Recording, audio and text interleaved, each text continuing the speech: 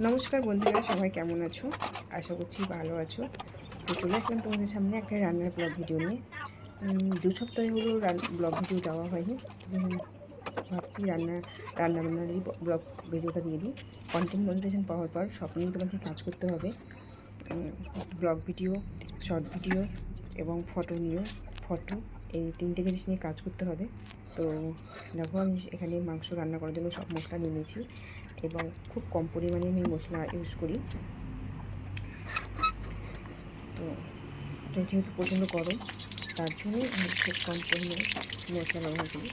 তো আমি এখানে আলুটা ভাজতে দিয়ে দিলাম আর সামান্য পরিমাণ লবণ দিয়ে দিলাম।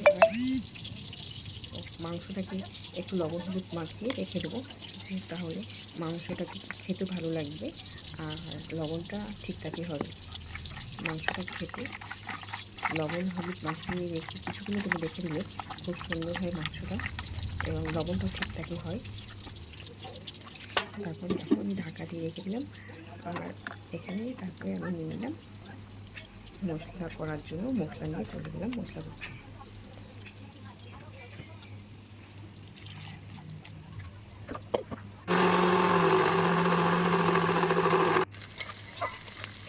মশলার মধ্যে জিরের গুঁড়ো এবং ধনের গুঁড়ো অ্যাড করেছিলাম। তারপর সব কিছু আমি ভেজে মশলা ভেজে দিয়ে দেবো এবার মাংসটাকে। এখানে তেলটা খুব কম পরিমাণে দিয়েছি, যেহেতু বাচ্চারা খাবে তার জন্য তেল মশলা খুব কম করে। তাতে গরমে যেহেতু এতটা প্রচণ্ড গরম পড়েছে, তার জন্য খাওয়াটা উচিত নয়। আমি শুকনো লঙ্কাটাও কম খাই, আমরা কাঁচা লঙ্কা অ্যাড করি। তো দেখো, আমরা কাঁচা লঙ্কা অ্যাড করছি। আমি শুকনো লঙ্কা পেটে প্রচণ্ড ক্ষতি করে, তার জন্য যতটা পারবে শুকনো লঙ্কা কম খাবে, কাঁচা লঙ্কা খাবে বেশি করে। তো আমি তো কাঁচা লঙ্কাই খাই, শুকনো লঙ্কা যতটা পারি কম খাই। মানে মাংস টাংস হলে তারপরে আমি 2-1টা করে শুকনো লঙ্কা ব্যবহার করি, নাহলে সেরকমভাবে আমরা খাই না। তারপরে আমি ঢাকা দিয়ে একটু লো করে একটু তারপরে থেকে এখন গরম জল করতে দিয়েছি মাংস বেলে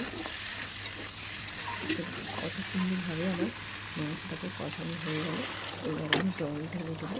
তারপরে আবার আমি প্রেশার কুকারে দিয়ে দেবো। যেহেতু বাচ্চারা খাবে তার জন্য আমি একটু নরম করে রান্না করি, তাহলে বাচ্চাদের খেতে সুবিধা হবে, তার জন্য। তো দেখো, আমার রান্না প্রায় কমপ্লিট। এই পর্যন্তই। চলো, সবাইকে টাটা।